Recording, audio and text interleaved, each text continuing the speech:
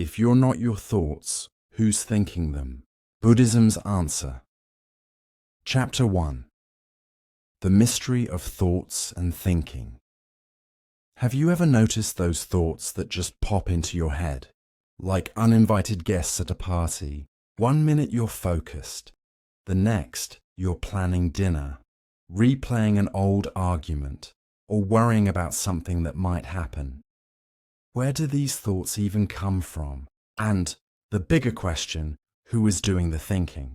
If it's not you, then who? It's something we've all experienced. You might be washing dishes, driving, just staring out the window, and suddenly a thought appears. You weren't trying to think it. It just showed up. This isn't some kind of mental glitch. It's the default mode of the untrained mind. Buddhism offers a powerful explanation for this. Dependent origination, pratyasamutpada. It's a core teaching, and it simply means that everything arises from causes and conditions. Every thought has a trigger, even if we're not aware of it. It could be a sensation, a feeling, a memory, a whole network of interconnected events. One thing leads to another, and another. Want to see this in action? Let's try something. For the next 10 seconds, try to predict your very next thought. Close your eyes. Go ahead. Could you do it? My guess is no. The act of trying to predict it completely changed the conditions. This simple exercise points to a fundamental Buddhist idea, the lack of a permanent, controlling self, Anatta. The Buddha, as he sat under the Bodhi tree, deeply observed his own mind. The Majjhima Nikaya describes his profound insights into the nature of consciousness. He saw thoughts rising and falling like ripples, without any permanent thinker pulling the strings. And we all experience that inner voice, that constant mental chatter. Buddhists call it the monkey mind. Restless, always jumping from one thing to the next. Think about the kinds of thoughts that fill your mind. Planning. What's for dinner? Remembering. Did I lock the door? Judging. They shouldn't have done that. Worrying. What if I fail? Just becoming aware of these patterns is a huge first step. This constant stream of thoughts can be overwhelming, but it also reveals something important about the nature of our minds. It creates this feeling that there's a solid me in the center of it all, doing the thinking. We mistakenly identify with the process of thinking and believe there's a permanent I behind it. But what if that I is just another thought within the stream? Because thoughts are impermanent, this constant change shows us that there's no fixed, unchanging self behind our thoughts. It's like a river, always flowing, never the same from one moment to the next. The water is never the same, the currents are always shifting, just like our thoughts. One thought triggers another, a chain reaction. A thought about work leads to a worry about a deadline, which brings up a memory of a past mistake, which sparks anxiety. This is the principle of cause and effect in action. Here's something to keep in mind. Trying to force your thoughts to stop is like trying to stop a river with your bare hands. It just makes things more turbulent. The harder you try to control your mind, the more chaotic it can become. So, what if instead of fighting the current, you just observed it? That's where mindfulness, sati, comes in. The Satipatthana Sutta, a key text on mindfulness meditation in Buddhism, gives us clear guidance on how to cultivate this non-judgmental awareness. It's about paying attention to each moment without getting carried away.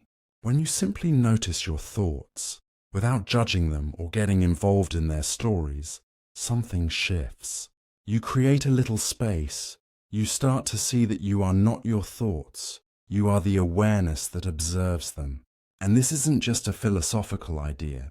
Modern research, like the work of Dr. Jon Kabat-Zinn, founder of mindfulness-based stress reduction, MBSR, shows that mindfulness practices can actually change the brain structure, reducing stress and improving focus. It physically creates more distance between you and your usual reactive patterns. Let's try it right now. Just for 10 seconds, observe your thoughts. Don't try to change them, just watch them, like clouds drifting by. Did you notice anything? Perhaps somewhat more stillness, somewhat more space. That's the beginning of freedom. That is the power of bare observation. Chapter 2. The Empty Center. Looking for the thinker. There's a common assumption that there's a thinker behind our thoughts, a separate self that controls them. If our thoughts aren't a fixed self, if they come and go, then what are we? This is where we start to look for that supposed owner of all this mental activity, a natural question and a path the Buddha himself explored. It's like the feeling of somebody must be home within us. We sense there must be someone creating these thoughts, directing them. The Buddha's teachings on Anatta, no self, directly challenge this deeply ingrained belief. It's not about denying your experience. It's about examining it more closely.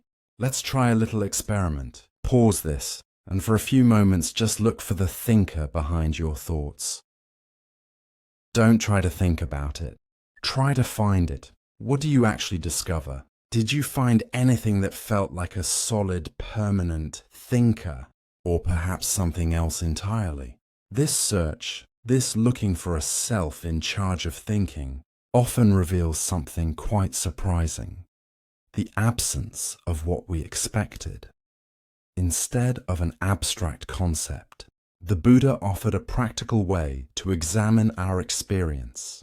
He described human experience as being made up of 5 aggregates, or pancakanda. These are physical form, rupa, feelings, vedana, perceptions, sanya, mental formations, sankhara, and consciousness, vijnana. Everything we experience can be categorized into these 5 aspects. Mental formations include our intentions, volitions, thoughts, and habits. The Anatta Lakkhana quotes the Buddha directly. This is not mine. This I am not. This is not myself. He's talking about each of these 5 aggregates. He encourages us to examine them, to see if any of them truly qualify as a permanent, unchanging self. There's a wonderful story about a monk named 𝐂𝐴𝐦𝐬𝐞. He was deeply investigating this teaching. He went through each of the 5 aggregates, searching for a self. He looked at his body, his feelings, his perceptions, his thoughts, his awareness, and he couldn't find a permanent self anywhere. He realized that even the feeling of I am thinking is just another mental formation, a sankhara. It's not a thinker, it's another thought. This realization brought him great peace and liberation. Kima's story is another powerful example. Before becoming a nun, she was a queen renowned for her beauty. Her husband, King Bimbisara, a devoted follower of the Buddha, knew she was attached to her appearance. He arranged for her to visit the monastery, where the Buddha conjured a vision of an even more beautiful woman, then rapidly aged that vision before Kima's eyes.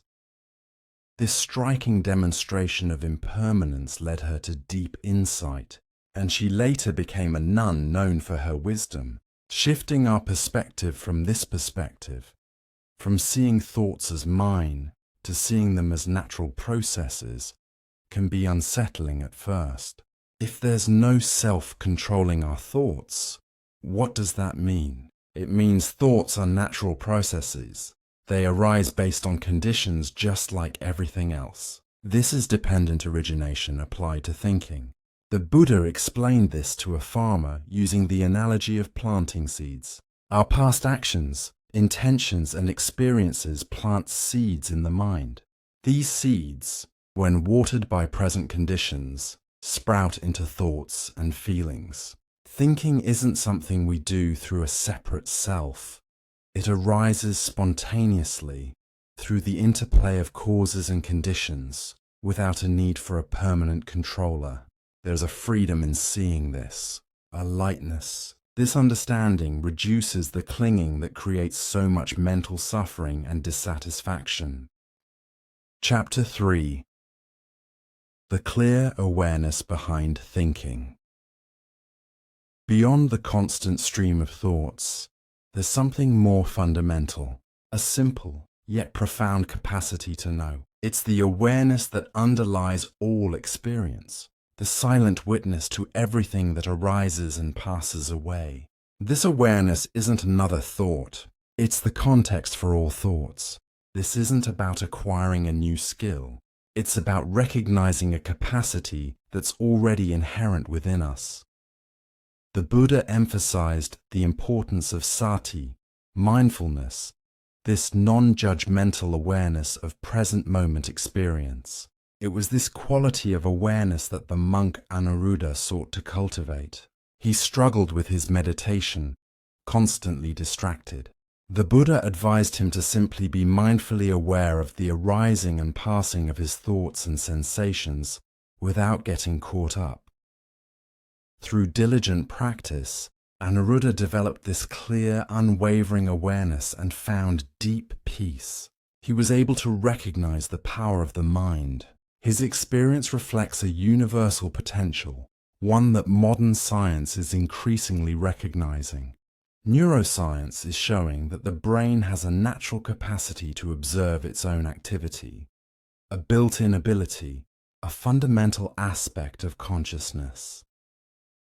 Imagine a moment without being changed by the reflections. This inherent ability to observe is what allows us to experience those moments of clarity. Consider those brief moments when the thinking mind quiets down, perhaps between breaths, in quiet contemplation, or when deeply absorbed in something special. In those moments, there's a sense of inner spaciousness.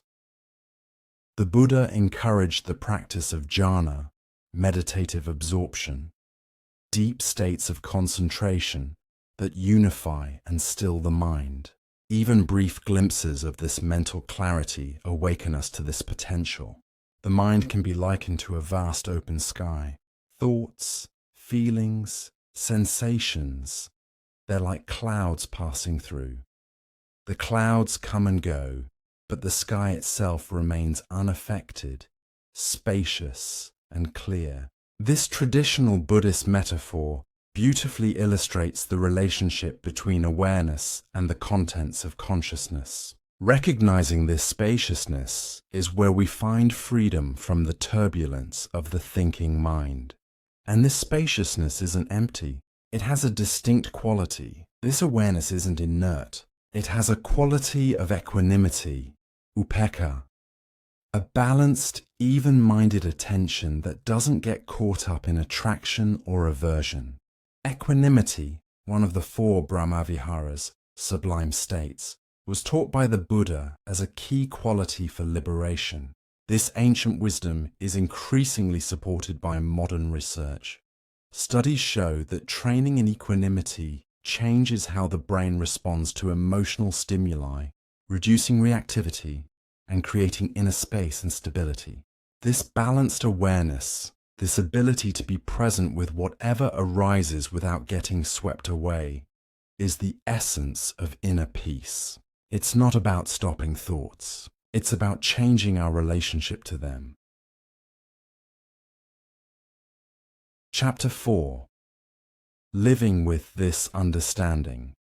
So, how do we integrate this understanding of the thought process into our everyday lives? It's about cultivating a wiser relationship with our thinking, one of mindful engagement rather than constant struggle.